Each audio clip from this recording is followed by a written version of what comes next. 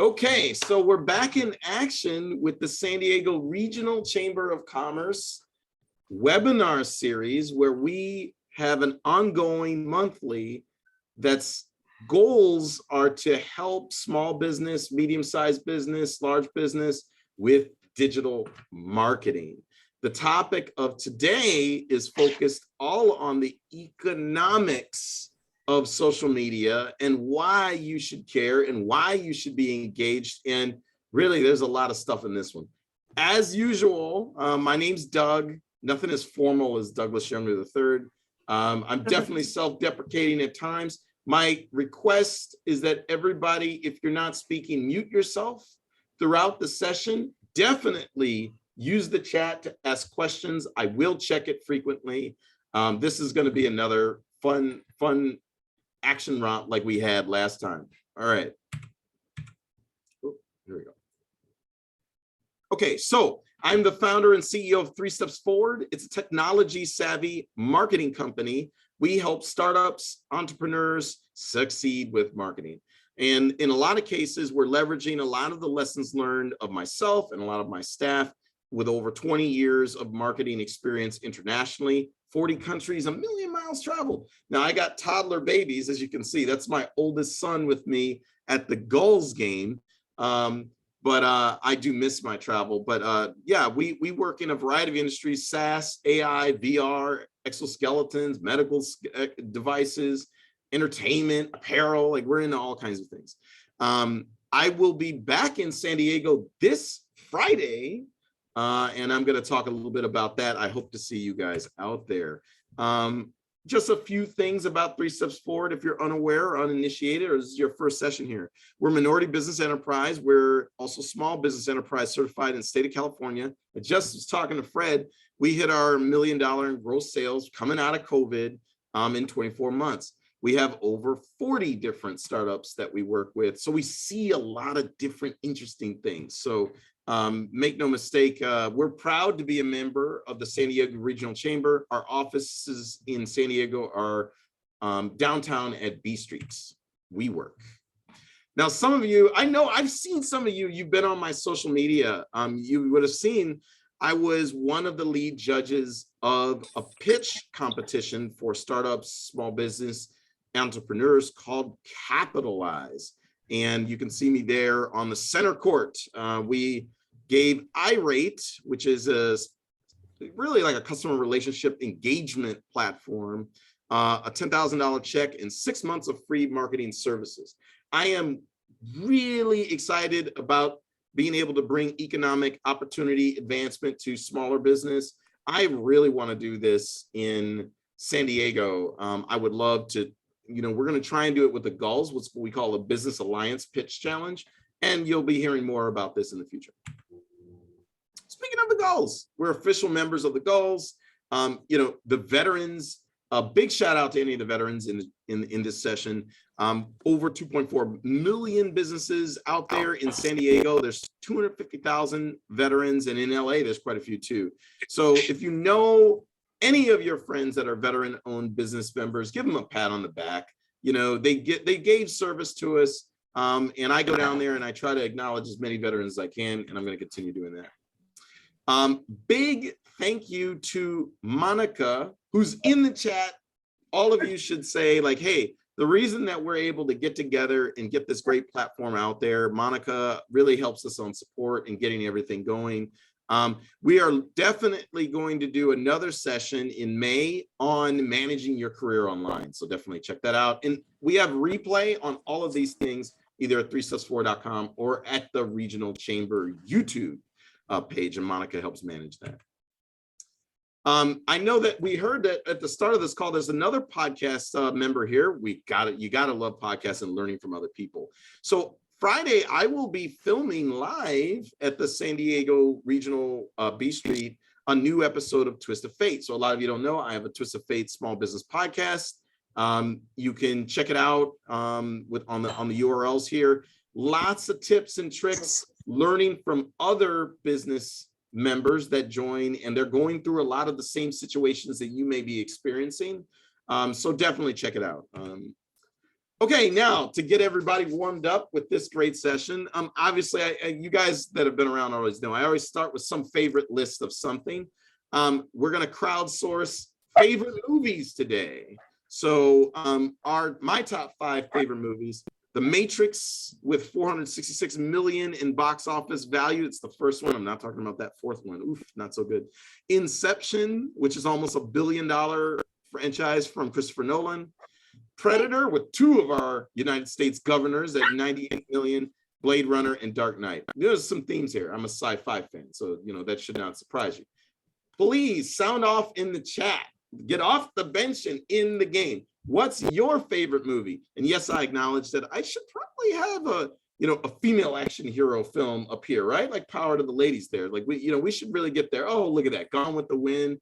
Interstellar. Look, you guys are trained now. You guys already know. You come in this chamber session, you're going to be giving out your views. Again, thanks for your participation, and let's get started. So this is what you're going to learn today. The economics of social media I break down into quadrants of focus.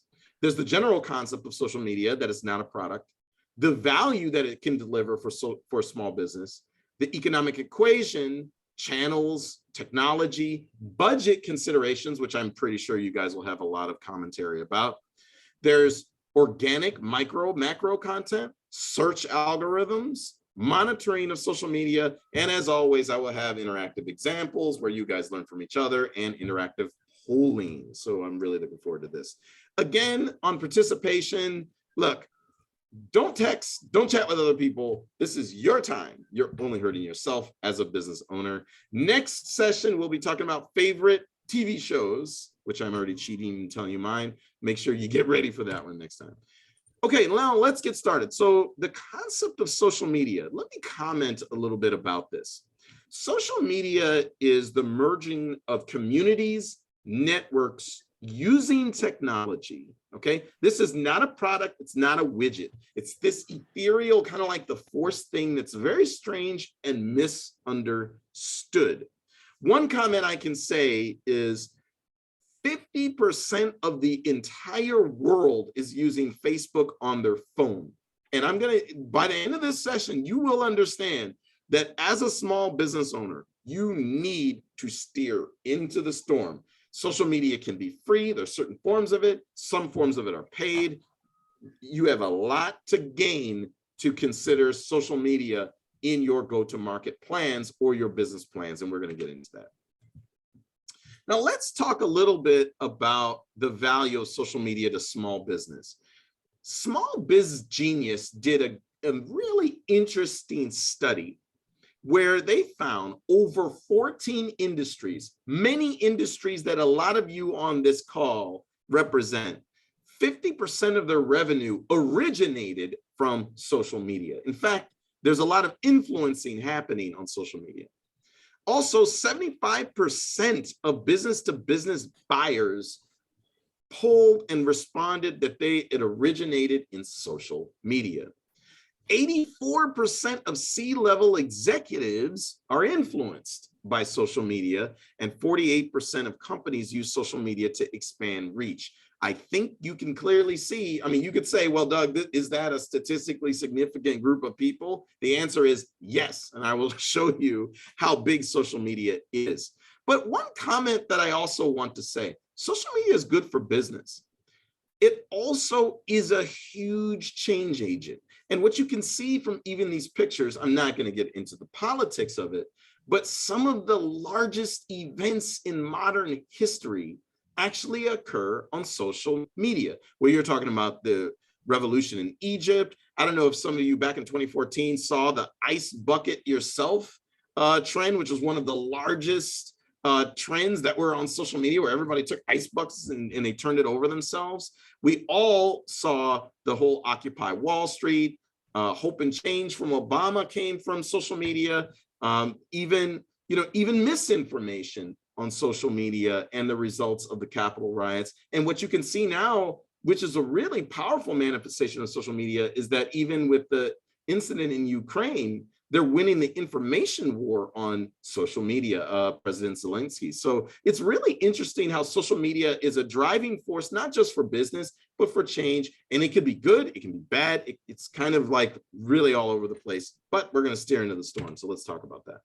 So first, to get everybody warmed up, why do you, as a small business owner, member of the San Diego region or wherever you're calling from, and a member of this chamber, why do you really use social media? Is it A, for networking, B, for inspiration, C, for business, D, for fun, E, for games, or you don't use social media? Please sound off in the chat. Just put your letter of your vote. And I'm very curious. Oh, look at that. Look at that. Some people are misbehaving. They use it for multiple reasons. It's really interesting. Okay, so we got some A and D, B and D for creating awareness. That's business. There's a D for fun. Naoko does social media for fun. Don't you waste a lot of time? I don't know. A, B, and C. It's true. You guys are clever. I didn't say you can only vote for one. So that's really good that you guys did that. But here's one thing that you're noting. It's across the board, people. Like, people use social media for so many different things. This is something that you need to take away. Your customers use social media. Even when they're doing it for fun, they may be looking for business and other reasons. So let's continue on our little step here. So if you really want to break down what's happening on the business side of social media, there's an economic equation. You're going to have a channel, and in that channel, there's going to be certain technologies that enable content to be seen by networks and communities. You have content, which really represents ideas. And I really encourage anybody that's new to this chamber to check out the value proposition Chamber of Commerce webisode that we just did recently, because all the ideas about communicating your business needs to show up in social media. Now, what people are doing is they go to a certain technology, they want certain content ravenously, and they're going to exchange the time, their own personal time, to consume your content. And this is important. Many small businesses fall in love with their widget. Don't fall in love with your widget, and be realistic with yourself. Audiences on social media are willing to trade their free time to learn something new or be inspired or have fun. And if you can make your content fall in line with this, you will get the end goal, which is a new behavior. It means a customer or a company that's inspired to do something that they didn't ordinarily do. Oh, yeah, very good question, Larissa. A widget is like a general term for like a product or a thing. It's like a commoditized term for what you do, like what you sell, whether your service or your product. So that's an important, first of all, this is a very important thing. You are not just taking pictures for social media, right? Like people say, hey, take a picture, Doug, for social media. Like, no, that's not quite right.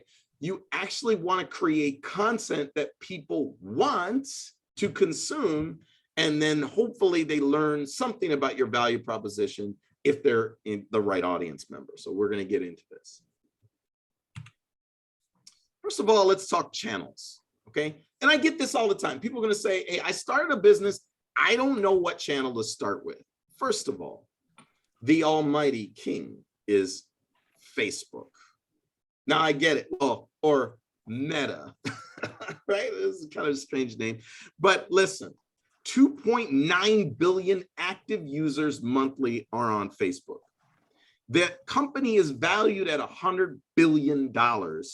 And many of you didn't know, 90 million small businesses have their own pages on Facebook. Politically, whether you like the platform or not, privacy-wise, if you don't want to talk to who you went to high school with, either way, Facebook is a major player in almost any business. It just is what it is, okay?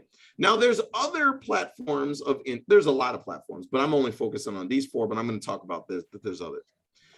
LinkedIn is a very interesting one. It has 800 million active users, so it's not small.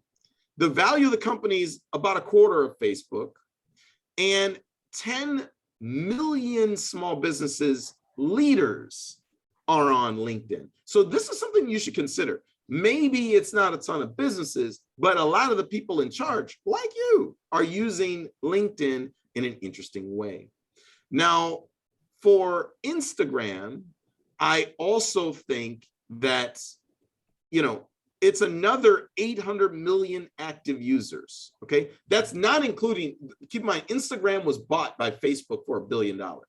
But if you make fun of the Instagram generation, I'm here to tell you, like, you shouldn't make fun of them. There's like a ton of them, okay? And they have 25 million active business accounts. It's actually very large, okay?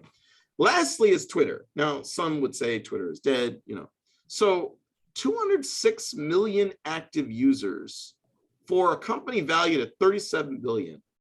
And what a lot of you still don't know, 525 million active business-to-business businesses are on Twitter. So I already want you all to know, guess what? You need to think of social media when you're thinking about your small business, and where you play can depend upon the audiences you're targeting. There's a great Harvard Business Review article about the Facebook trap, but I definitely think a lot of you should consider channels as a first step in social media. Now, it wouldn't be a session with me if I didn't let you sound off. I already know there's some of you out there say, Doug, what about TikTok? What about YouTube? I would like you to put in the chat, what is your preferred social media platform? And I'm not saying for business, I'm saying in general. A, Facebook, B, Instagram, C, LinkedIn, D, Twitter, E, TikTok, F, YouTube. It's a joke. Like G, Yelp, H, Indeed, and I, Reddit. Now look at this one. Like, look, Aaron is part of the, hey, I do Reddit, bro. Then there's a lot of LinkedIn's. There's a lot of, I'd say, Instagram, and there's a lot of Instagram people here. Very few Facebook though. Okay, so what we're seeing here is there's some Instagram generation in this room. So you can't say like, oh, that Ed said, what age, right? Like, is the Instagram generation, right? Well, I don't want to offend anybody, Ed, but let's just say that they are very large. They're very large, and you can't ignore them. So really great stuff. Notice there's nobody that uses TikTok in this room. What's that about? It's probably back to what Ed was saying, age, right? Now, one thing I can tell you, TikTok is typically trends to be, Gen Z. I agree, young people. But there's a lot of TikTok for business and things that are happening. So stay tuned on that. So let's talk technology of social media. Now we're getting more into some of the technical side of this. So whenever you consider social media technologies, you got to consider, in my opinion, these 5 elements: deployment tools, platforms, monitoring tools, geofencing, and native advertising. And keep in mind, some of these are interlinked and overlap. So just bear with me, I'm going to explain. So when you're thinking about deploying content, there are deployment tools to post things on social media. Either you can do it directly on the channel that you're with, or you can actually get clients that you can actually post to like all platforms all at once. 3 examples of that is Hootsuite, Loomly, and Sprout. Right. Now, deployment tools are important because time optimization, like when you deploy social media, really matters. Like, for example, you have an audience that you're trying to reach that may be more susceptible on their commute to work, or at lunch, or when they go home after they pick up the kids. You need to consider time, location, like, in certain tools, you can pick what cities. So this is a pretty important thing that I'm going to get into later on. Platform, we talked about. Monitoring tools. Now, a lot of you don't know, there's like God mode for monitoring. I'm going to show you some examples later on where, I could show you a different view of the world just by looking at social media. Cision, Trendkite, Meltwater, these are third-party surveillance platforms that mine the APIs of either Google or the social media channels to tell you what people are doing in reach, engagement, different criteria of activity. You have two provocative forms of advertising, first of all, geofencing and native advertising. Let me talk about that. Geofencing essentially is, I don't know if a lot of you know, like when you go to the Nike store or you go to the movies and you go and say, hey, how did Alexa or how did Amazon know that I was in the movies? The reason for this is your phone passed through what's called a geofence perimeter, where there's a packet of data, like a cookie that was put on your phone. It lasts 60 days. And by doing that, you can advertise to people in actually using their phone mobile locations. People do this in a lot of consumer products and apparel. You didn't even know. And yes, it's completely legal and no privacy laws don't protect you from being geofenced. So there's a lot of interesting forms. Now you should know when you do advertising on social media platforms like Facebook, you can put geography in there. That is a form of geofencing. So definitely there's a lot of interesting things happen. You can check out this great Harvard Business Review article on online platforms that can become chaos agents. And I think it's a great article. I think that there is a question from Sunny there. Where do I find social media persons to do this for me? Oh yeah, I can comment on this. Like, you know, social media, first of all, everybody's an expert and everybody's not, right? Like everybody's a novice. The truth is, it depends upon what type of investment and growth you're trying to make. If you want a person to do social media advertising, that's one thing, versus you need a writer to write social media content or an illustrator.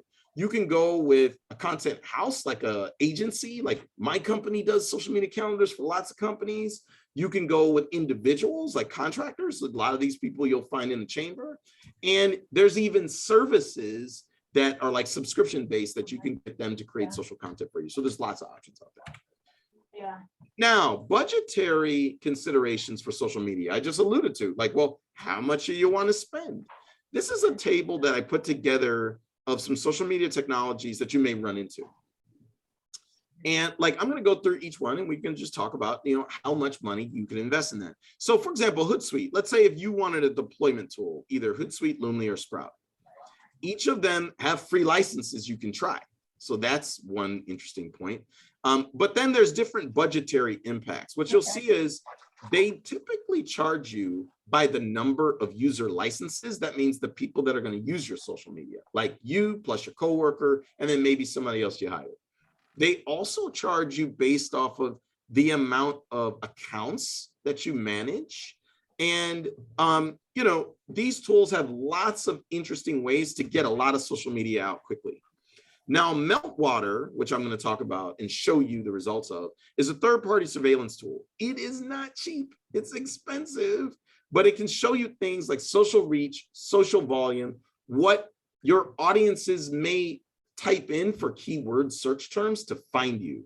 This is a very useful tool. To those that are going to agencies, most agencies have access to things like this, which can tell, it's like God mode. It's going to tell you what type of content you need to create, when you need to deploy it. MailChimp is not necessarily a social media platform. It's more for email marketing. But one thing I wanted to note, that email marketing coincides a lot with social media, because a lot of times when you send emails to people, let's say a cold email that they don't know anything about you, a lot of times they'll go to your social media page to get, you know, influencers and to hear reviews and to see what people are talking about you for. So that is a big consideration. I just mentioned ground truth, Taboola, and social media advertising. What this is, you should know, when you want a budget to do ads for social media, you need to note what's called cost per click or cost per mileage, or, you know, cost per millimeters. It depends on what criteria you are. But basically, you have to budget dollars that, depending on how well your ad performs, you'll be paying a little or a lot. And one, you know, lesson for people here is, like, if you go and do an ad, let's say you spend $100 in a 30-day time period. Well, the number of clicks and how many times people go there is going to affect how much of that budget that you get. So for example, your cost per click, if it's $2 or less, that's a really efficient use of money. Like if you get down to $1 per click, that means, you put in $100, you're gonna have 100 clicks. If you go $2 or greater, then you're starting to see it's not so effective, right? Like if you had $10 cost per click and you put $100 in, you're not getting a lot of clicks. So you really need to consider when you do ads, kind of, in my opinion, you do a lot of what's called A/B testing. You're going to take one ad and another ad, and you're going to test it out in different audiences at low dollar amounts to try to figure out what your cost per click rate is. Once you get your cost per click low, then you throw money at it, and then you get lots of leads, and then things will happen, okay? So budgetary considerations for social media for small business: be savvy, know the tools, know your budgets. You got to know your own money at what you want to put into it, and get an idea of what your trends and clicks are. There's a great article, if anybody is really interested in geofencing, from Harvard Business Review about enhancing customer insights with public location data. So I just want to poll people. So if based on what you know on social media, if you are going to go and spend money on your small business in social media, how would you spend your money? Would you invest in illustrations, live video, motion graphics, ads, outsourcing, like, the question that Sunny had, or listening systems? I'm really curious what your thoughts are. What are you going to spend money on, right? Like, oh, look, there's a lot of ads. I saw a few live videos. Now, I do agree that, like, if your trade is cooking or something, yeah, or like fitness, right? Like you're going to need live video. You got to show people your product. But you will notice there's a lot of interest in ads. And I will get into a little bit deeper dive into how ads work in this session. But I can tell you, ads, that is like, now you want to talk about a rabbit hole, like there's all kinds of considerations there. So interesting that ads is number one, and I'll keep that in mind as we continue through this session.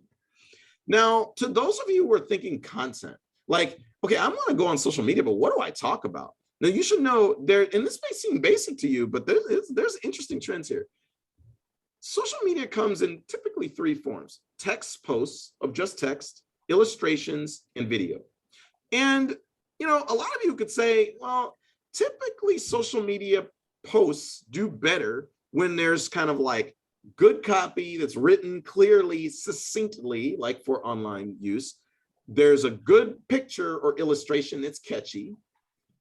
And then you've got some type of hashtags or certain things there, right? Like that's the trade. Well, guess what?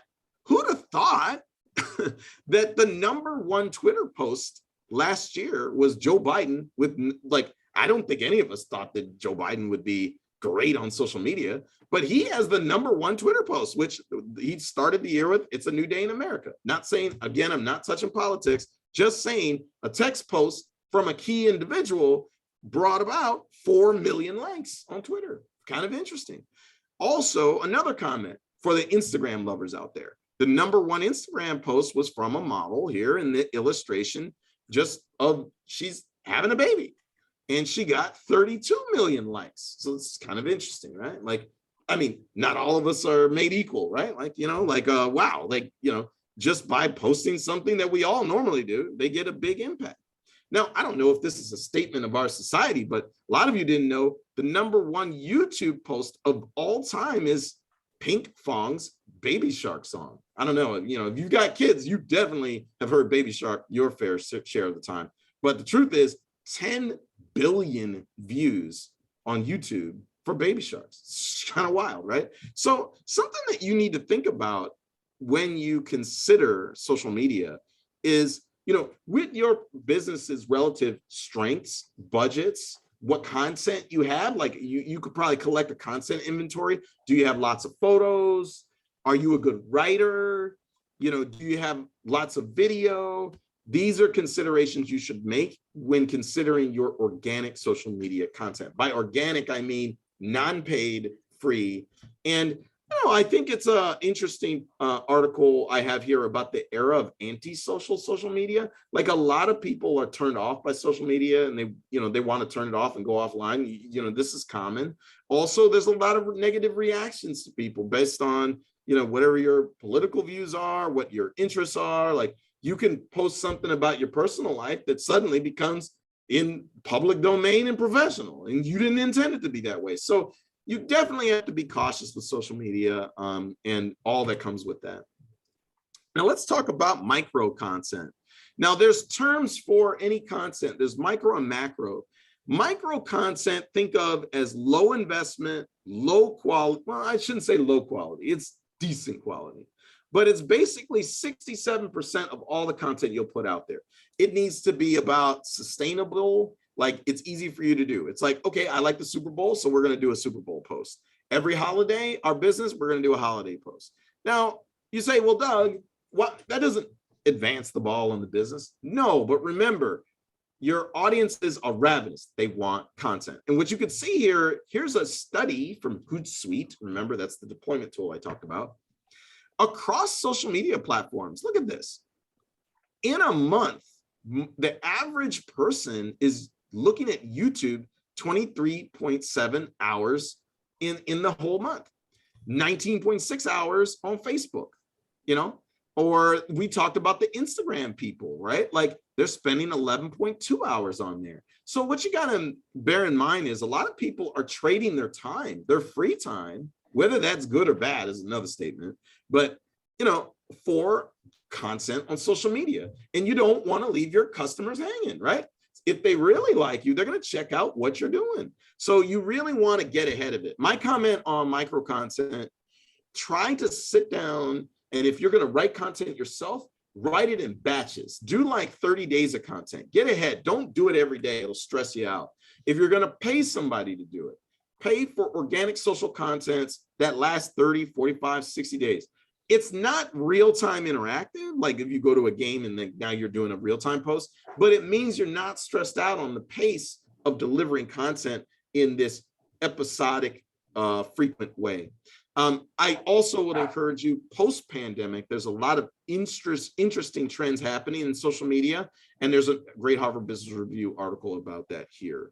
I think the end goal for any small business, stay away from content fatigue. Like if you get content drought, and that means, let's say I'm just, Doug, I've been writing social media, I'm exhausted, I'm tired, we went dark for a month. Let me tell you what happens. Then your rating in, let's say, either that social channel or Google will fall in terms of search SEO or search engine optimization. You want to be frequent, you want to be consistent, you want clarity of message, and you don't want valley of death on content. You really need to take the narrative and be consistent with it. Let's talk macro content.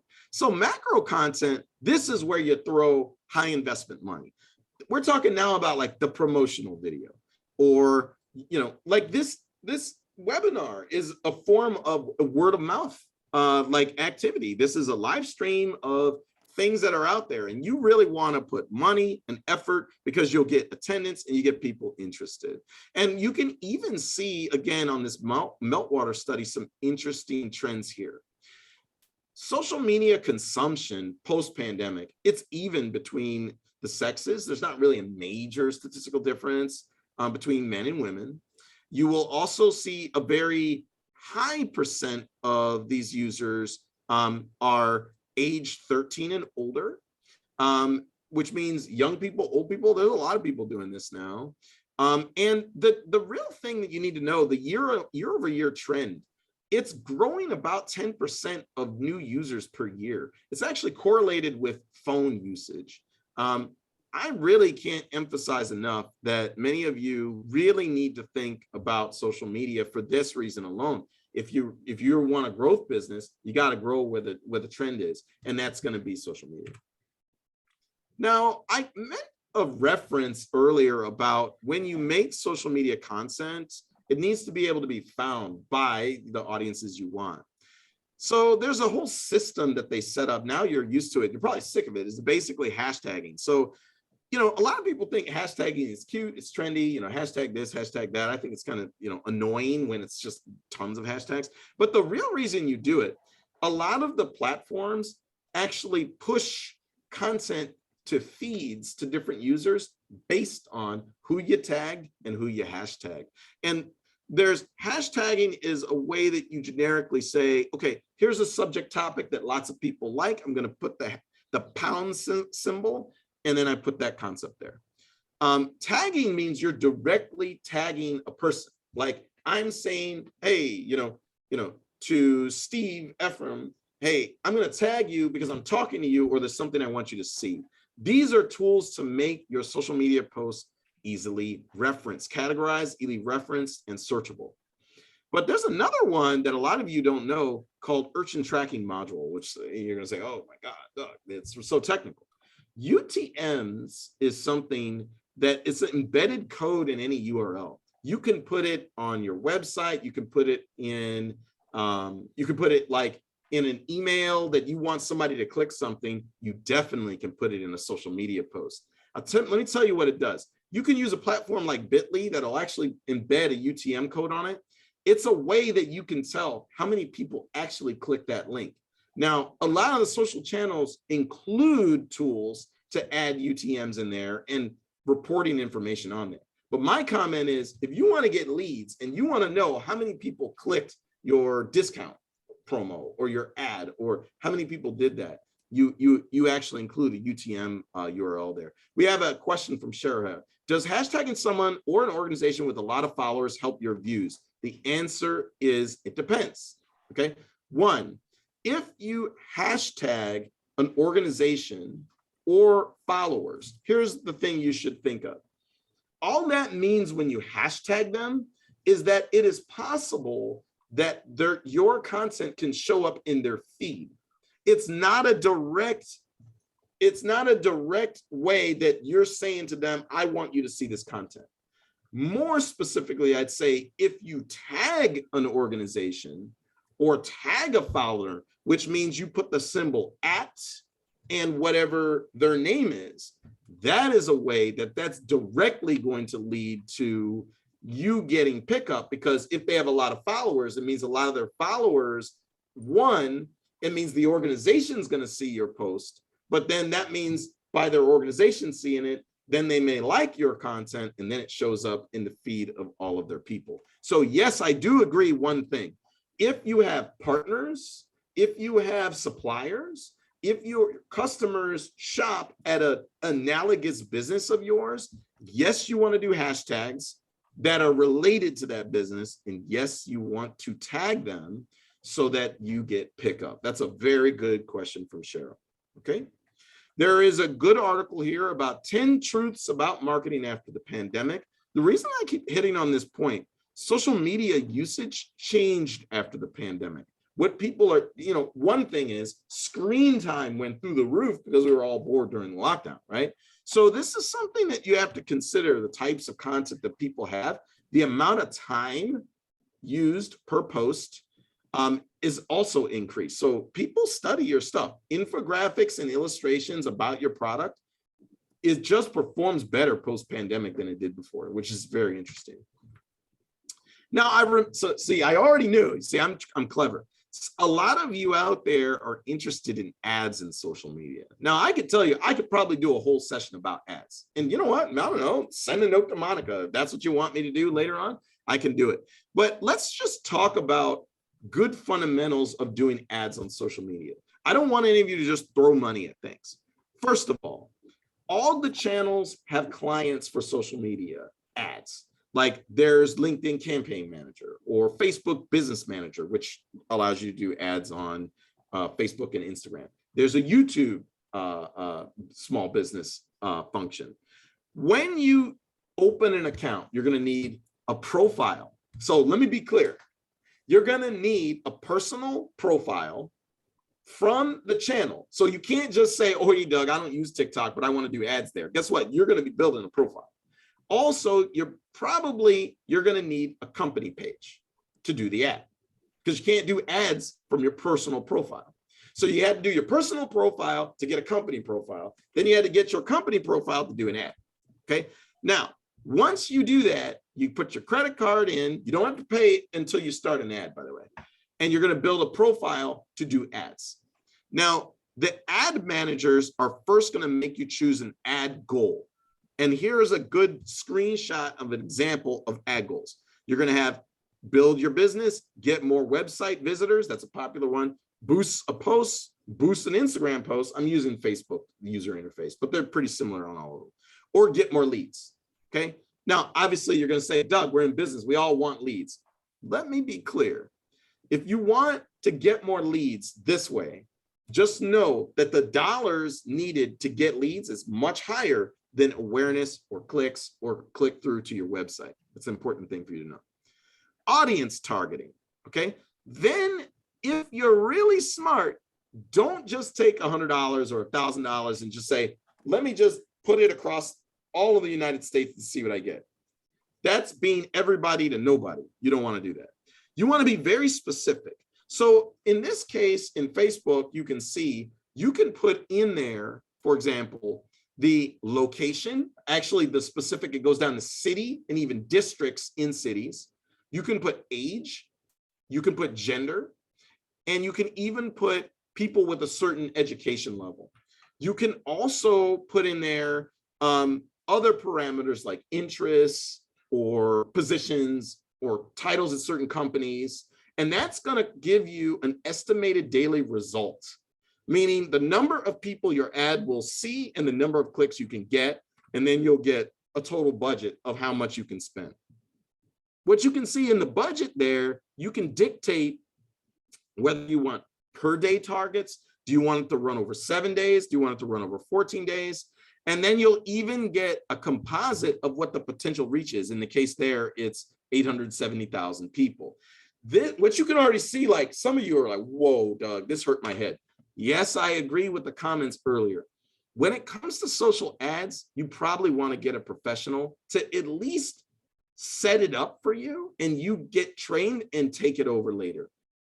Facebook also has a lot of support or customer support for how their ads work. And I think many of you should consider that. Now, here is a table that could be useful to many of you that do social media ads. You're probably wondering, Doug, audience targeting, how specific can I get? You mean, and by targeting, I mean, basically, if you did an ad, you can get visibility to specific audiences based on interests or information you know. Here's a good example. If I take the 4 major channels we talked about, 1, if you want to reach people at a particular that work at a particular company or associated with a particular company, Facebook allows them and LinkedIn allows them to identify that they work at said company. Twitter doesn't do that, right? Instagram doesn't quite do that. It's kind of strange. You can do certain things like partnerships and stuff, but for the most part, you can't really do that. So if you want to do an ad targeting people on companies, do Facebook and LinkedIn. Alternatively, here's a couple more. If there's an industry occupation or job position, like I only want to target founders and CEOs, or I only want to target, let's say, a certain type of worker, Facebook and LinkedIn prevail again because you can identify. And some of you are wondering, well, why do I put maybe for Facebook? This is a good one. Because not everybody that uses Facebook is going to self-identify with their job position. It's not a required field. If you're going to go on LinkedIn, it's a required field. So this is why in LinkedIn it's a yes, and Facebook, well, it depends if the people out there self-identify. But with 2.9 billion users, you're going to get a statistically significant amount of whatever you're looking for sure. Now, interest targeting. Notice this. Facebook is the only platform for interest targeting, gender targeting, by religion and by relationship. Because it's the only one that, you know, with Facebook, you get to express yourself. And as a result, you're indexable and findable. And now you can start to see why not like hundreds of millions of small businesses use Facebook as a platform, because you can target for ads in the most specific of ways. Okay, here's a great article also about, well, the downside is that Facebook's misleading campaigns against Apple on privacy policy. So, and Facebook is, you know, Meta is in big trouble on privacy policy, and it should be, because there's very zero regulation on a lot of this information. And a lot of you didn't know when you set up your Facebook account that it would be used for advertising like this. So it just is what it is. But I think definitely, points made here that by channel, you have to consider certain things. Now, monitoring activity on social media. Here's another one, like, what does activity even look like? What does success look like? Like, I know, like Cheryl brought up a good point, like, well, I want followers, right, Doug? I'd say, personally, for me, engagement is the number one thing. And, you're hearing these buzzwords, I'm going to explain some of them. So first of all, if somebody does likes or dislikes, it means there's content on social media that they're expressing, hey, this is good, or hey, I don't like this. Now, if you note, this is kind of interesting. This technology was invented in 2009, so it hasn't even been around that long. So it means it's not just about putting content out there and posting it. You want people to be able to present that this is positive or negative, which is like tonality, right? So another thing that does matter a lot is views. I would even argue views matter a little bit more than followers, because if you create good multimedia video content, you want people to do views, because sometimes it might be a person that you didn't even think was your business audience, and they see something and now they're in your ecosystem. So views, I think, is a very important criteria. Engagement is a great criteria of success. Engagement is an aggregate result of activity. It means they're liking you, they're sharing you, they're doing things. It means somebody's home. Like, you're talking to an audience and they're responding. Actually, the name of the game, and a lot of times, is for the amount of dollar you have to throw at it, how much engagement do you get? That's really kind of the way you want to think about it. Impressions, for this purpose and this group, just don't worry about it. Reach is very good. So let me clarify. So Larissa's asking a question that is very important. She asked, which one's better, reach or engagement? Okay, now let me tell you, I just explained engagement. I haven't talked about reach yet. Okay, so I'm gonna explain, Larissa. So reach, let me tell you why that matters. Reach is actually, it's like the megaphone. It's for every piece of content that you put out, it's how many total people are exposed to it. And that's different than engagement. Okay, let me clarify. Reach means if I make a social media post, that post, if I tag and do hashtags, means if I tag, all the people that I tagged are going to see it. All the people on my profile are going to see it. If I do hashtag, anybody that shares that hashtag, it's possible for it to show up in their feed. If I take the net sum of all of those people, that's my reach. Not engagement, reach. Does reach matter? Yes, because it's when you send out a message, how loud is that message? How many people actually see it? If your reach is 1, who cares if that one person's engaged? You need enough people. So reach is very important. Alternatively, engagement is, of all the people you reach, what do? Did they listen and not do anything? Did they like it? Did they click it? What did they do? In my opinion, you need both reach and engagement. But if I had to choose one over the other, my opinion, there's millions and even billions of people on Facebook. So reach really isn't a problem for most businesses. Engagement is the name of the game. I would tell you, that is something you have to actively work at. You get a good audience, but are they engaged in doing things? Now, followers. Followers is something that I think is overrated. Okay. Now, you want a decent follower group, right? That means on your channel or profile, followers are the people that are actually saying, I'm going to follow you because I like your content, I like your values, I like what you're doing. Well, having 10 million followers that aren't engaged, let me tell you what that is. That means that's a bot, that's fake people, that's not what you want, right? Now, I will say this, if you want to monetize on social media, like if you're a content creator, like a podcast host, you can get paid for the number of followers that you get, or by Google, or you can get paid for the number of views your videos gets by Google. So those are attributes that are really important if you're going to monetize, meaning for your audience or for what your content is. Profile visits are page views. It means your channel page has a certain number of people that go to it. Okay, so these are very important terms. Actually, Larissa, thanks for asking that question. You really need to, in my opinion, as a business owner, decide the criteria of success based on the parameters here that you are looking for. Which one of these matter to your business is really the point. Okay, next I'm going to move into some interactive examples for the last 10 minutes. We're going to have some fun with this one. Okay, so let's go into this. You know, I think everybody remembers the Popeye chicken sandwich with the Chick-fil-A thing. Well, now we're going into that. Okay, one, gotta loves the San Diego Padres. I think they're even members of this chamber. This is a great organization, but let me just say, COVID changed how any sports club had to manage themselves on social media and manage themselves in the stadiums, right? So let's talk about a case study with the Padres, right? So using Meltwater third-party media surveillance technology, I've given you a view of the social media reach results and the social volume results of the Padres. And you guys should say, wait a minute, Doug, you don't work for the Padres. How do you know that? Because there are ways to mine the APIs of all of these social channels and you can learn things. This is an important distinction. This is the God mode I told you about. So let me explain. The top curve here has social volume in blue. That's the blue line. That is the net aggregate result of all the social media posts, all the social media exposures that they get when they do a press release, like everything.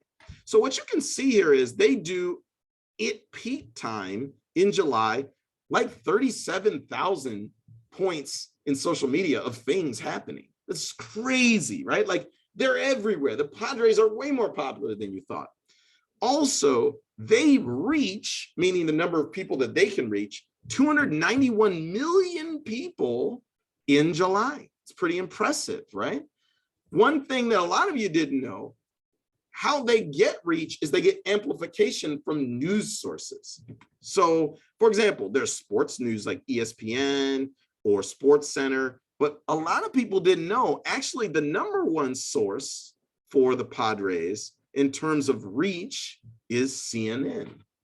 Wow, some of you go, whoa, Doug, what does that mean? Most likely it's owned by a parent company that in some way has some vested interest in sports. That's my assumption. I don't work there. I don't know, but this is how you would look at data and learn things. Another thing that I think is interesting on the Padres, that you'll note that the keyword search terms that people use to find information on the Padres, either on social media or Google, is represented in this bubble chart at the bottom. You can see autographed baseball and deals are new things people are looking for now for the Padres. You'll also see high percentage points for baseball in the season. And I think my comment is, this is an organization that's doing well. And one reason why is, last year, they had 14,000 season tickets sold, but due to the coronavirus, they could only get 10,000 people into the arena. Yet, in their social media, everybody's still happy with the Padres. Like, right? Like 4,000 people should be like, I paid for this and I should go. Well, guess what? That's called a lot of loyalty. They're doing great. So here's one comment for everybody. I got to get you in the game. In what way, due to this post-COVID, because they're about to start a season up, they're about to get rolling here, what would you do to modify the Padres' social strategy? Would you maybe change their channel strategy, your channel mix? Would you try some new content? Would you do hardcore ads? Would you do engagement? Would you do audience? Or do you steer in the storm and say, I'm going to do COVID-19 alerts? But I know all of us are tired of COVID-19 alerts. Sound off, just choose A, B, C, D, E, or F based on, oh, look, people just right out the gate already commented. So Robbie's saying engagement all the way. So I must have convinced Robbie. Then there's a lot of content. Yeah, I expect that, right? Like, this is what you guys want, right? You want to be in the dugout. You want the players to talk about their lives, right? the good looking, like the ladies want the good looking players to share pictures of themselves with no shirt on, right? Like you guys want content because you're ravenous, right? Then there's audiences, right? Like, you know, I think, and you know what, I will, like, Larissa, either she's cynical or I agree. She's saying COVID-19 alerts, but let me tell you something. If you were one of those 4,000 people that had a season ticket and couldn't go to the game, yeah, you want to know that you can go in there, right? You want to know, you want reassurance. Then another comment was, see, partnerships. Very good, Cheryl. Because one thing we can say, we never thought that the Padres yeah, I know you are, Larissa, it's okay. We never thought that the #1 source for the Padres would be CNN. Who knew, right? So I think that that's an interesting one. I hope, you know, that case study gives you some context for your own business. Now, you guys didn't know I'm a Comic-Coner. And I mean San Diego Comic-Con. You guys don't know. I've been to 6 of them. Yeah, I could get it. Now you guys want to know what my costume is, right? Like, I bet you some of you on there are Connors too, right? So let's talk about San Diego Comic-Con International. Actually, it's big for small business amongst a lot of you in this room. I don't know if a lot of you know, at its peak, there were 160,000 attendees of San Diego Comic-Con. So you can't just say this is a geeky thing. This is big for real estate. This is big for restaurants. This is a major economic driver for San Diego.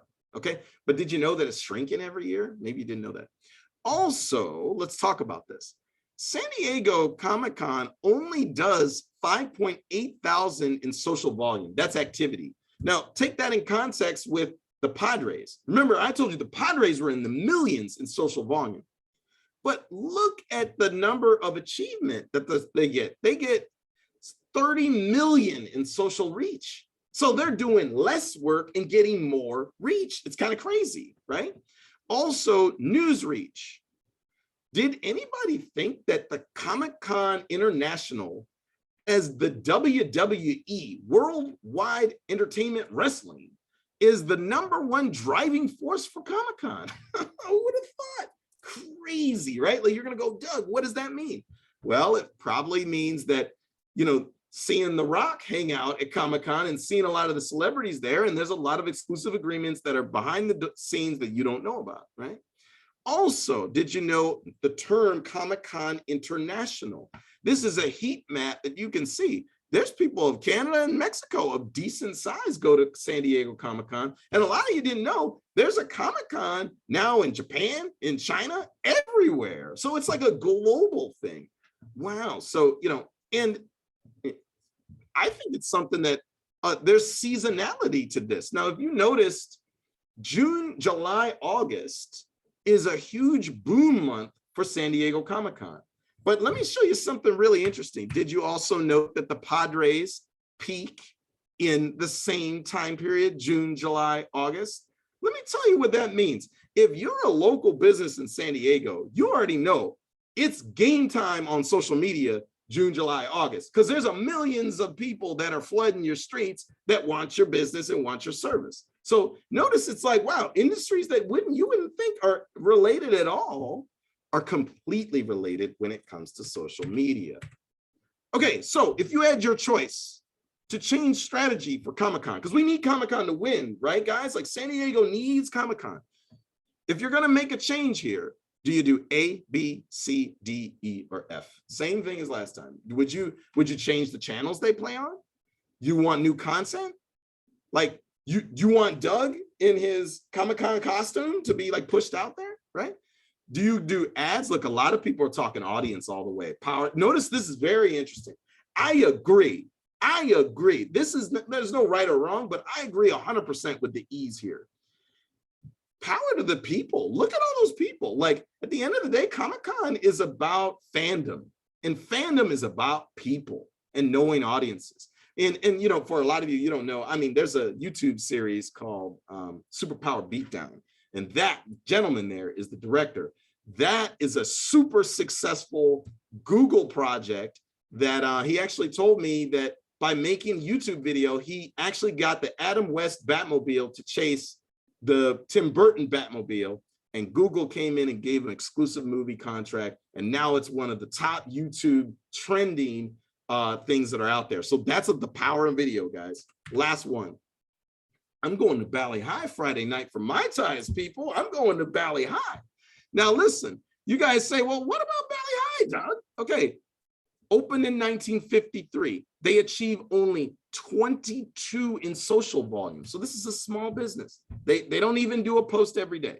They probably do it more on business days plus holidays.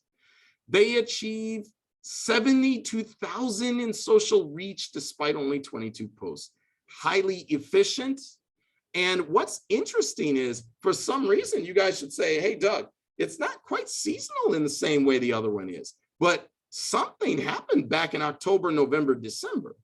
And a lot of that was the break of COVID protocol, right? Like a lot of that was, or there was a resurgence or something going on there that isn't quite clear. So look, if you like Mai Tais, hey, Bali High is doing well, and you guys all should be proud because that's a great San Diego franchise. So I'm going to wrap up on this. One, social media is networks powered by technologies. It's a technology thing. It's not just about posting stuff. About 50% of small business is done on social media. Audiences exchange their time for your content. Give them interesting content. Many considerations exist in running social campaigns. Use multiple content types and formats for social media campaigns. Plan 67% of all your content to be micro, low cost, cheap, easy to do. Invest in video and media for special advertising. All posts and ads should be easily referenced for search engines, so you got to tag and do hashtags. Set clear goals and parameters on audience targeting for ads. Select your channel based on your interests criteria and other criteria. Monitor your ad performance with cost per click, cost per million, or cost per mile. Plan for seasonality in your social media campaigns. You got to pay attention to what else is going on. And as always in social media, plan for the unexpected. I really hope you guys take something away. Mark Zuckerberg dreamed about making a company that could be a force of really big change in the world. And one thing I give him credit for, Facebook probably is one of the greatest innovations that ever hit us. But is it better for worse? It's kind of both.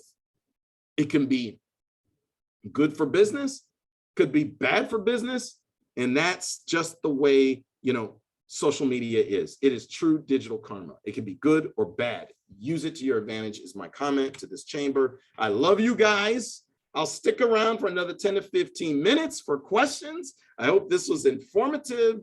And, as always, I wish you guys the best of luck out there. Give them hell, go out there and make some money. All right. All right. Thank you, Ed. Appreciate you. Yeah, you guys, hey, there we go. Yay. They're happy, right? People are happy, right?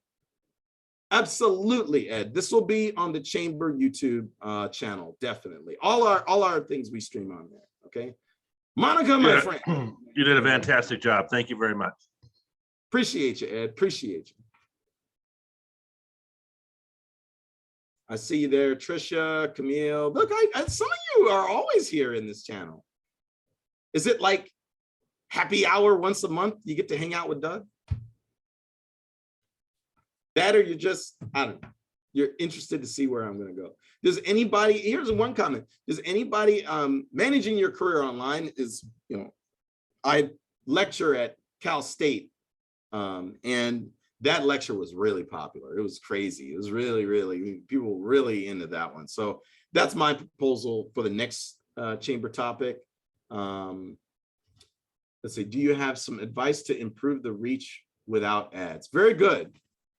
Bam, I got a good question there. So the comment is, how can I improve the reach of my social media posts without ads?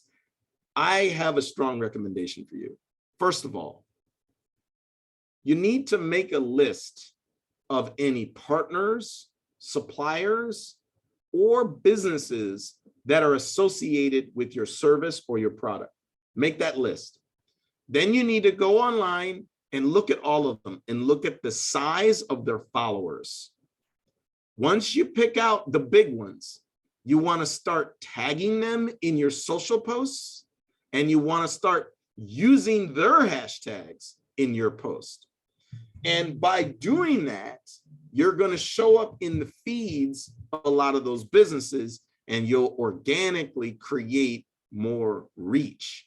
Keep in mind, everything I said is free. That's not, you don't have to pay money on that one. It's all free, but it's going to take a little time. You're going to have to do your research on certain analogous businesses. That's pretty important. It's a good question. Thank you very much. Just I have another question because I need some advice for the reach, especially on LinkedIn, and especially because our community is our clients, so it's not like real partners. It's Right. basically like clients, and I can just like tag them. Yeah, I mean, look, okay, here's the challenge of any new business or small business. You're not going to have millions of followers. You're not the San Diego Padres, right? Yes, definitely. You're not yet, Camille. You got to keep hope alive, right? Like, not yet. But the truth is, if you can form a type of symbiotic relationship with them, this is how you can use them, their platform, to grow your audience. I mean, here's a perfect example. I showed you that, for example, I'm a judge for the NBA Sacramento Kings. You saw that earlier in the talk, right? Well, guess what? By forging a partnership and relationship with them, when I launched my podcast, the Kings pushed it for me. They literally said, I want all, I'm going to run it on all the radios. I'm going to send one of our people to be a guest on your podcast because we want you to succeed. Now, keep in mind, it's mutual, Camille, because you say, well, Doug, who are you to them? One, money, but two, you got to remember, I work with entrepreneurs, startups, small business. That could be season ticket holders in the future. That could be partners in the future. And they don't know which one on my side could turn. So in that sense, we mutually start co-promoting each other. So that's what you got to start thinking about. It's not just about you going out there and storming the wall with your small audience. It's about, where can I find partners to co-promote or to promote their content, so therefore they promote your content? It's a look, bottom line is this: cooperating is the entrepreneur's #1 priority. Do not worry about competition in this sense. It's time to socialize, use social media for what it is, and cooperate with people. Okay, thank you. That's a good question. Any other comments, questions? Oh, look at Sunny. Sunny said, Doug, you're a wizard. Just what I needed. All right, there we go. Hey, I'm hitting my mark, right? I'm doing my job.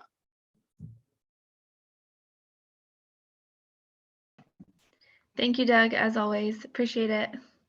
Yeah, I think, Monica, what we can do is I put forward managing your career online.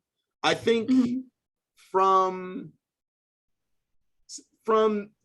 the questions in this group, I do think at some point in time, social media ads is like a thing within itself. Like, we could probably, the challenge I have is that there's not a lot of public data on how ads perform, right? Like, I can't say Pepsi spent $10 million on ads and accomplished this. But I'll tell you what, I'll noodle and think about that one. I definitely think there's a lot of interest on the ads part of this. I think so too. A lot of people had a lot of questions about navigating through ads. So I think that would be something that would bring a lot of traction. Yeah. Yeah. But managing your career online is big too, right? Like, I don't know, like, yes. that's another one, like, I just know that there was a lot of engagement. It was a fun session previously, so. Definitely. Always an interesting presentation with you. So in a good way. Like, you keep everybody engaged. So it's awesome. Yeah. Did you like the ComicCon example or the Padres example? Yes, I think Kind that's of interesting, right? Like, notice I think a lot of people got my point too, that two totally different businesses in totally different industries that you would be like, there's nothing related to them, but their social media peaks are at the same exact time. Same exact. Yeah.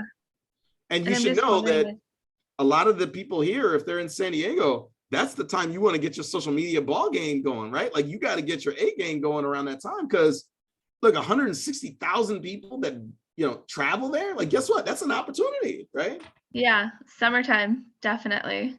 Yeah, San Diego is the place to be. Like I, you know, if you're gonna Airbnb and you're gonna get property, San Diego is the place to have it. And for those 3-4 months, you're gonna make a ton of money, you know. Totally. I agree. Awesome. Well, thank you so much, Doug. And I'll look forward to hopefully seeing you possibly on Friday. Okay, sounds great. All right. Have a good one. Okay, see ya. Take care. Bye-bye.